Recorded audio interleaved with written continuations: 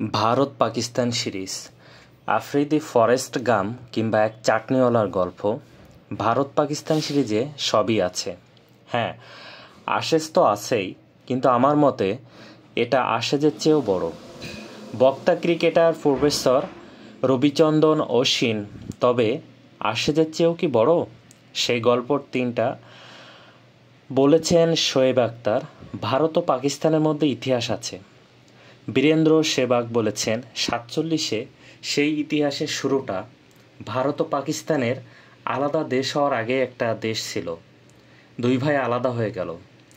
মানচিত্র দেখে কল্পচোখে পাশাপাশি দুই ভাইয়ের বাড়ি মনে হয় বটে, কিন্তু সম্পর্কটা যে সাপে নেউলে তা সবাই জানে।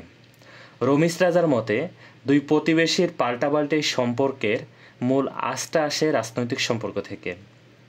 স্রেফ বিনা যুদ্ধে নাহি দেব সূচগ্র মেদিনী, সেটা হোক যুদ্ধক্ষেত্রে কিংবা ক্রিকেট মাঠে। পরেরটির চাপ আরও বেশি। যুদ্ধ কেউ চায় না, কিন্তু ভারত পাকিস্তান ক্রিকেট ম্যাচ চায় গোটা দুনিয়া। এই প্রতিদ্বন্দ্বিতার স্বাদগন্ধই আলাদা।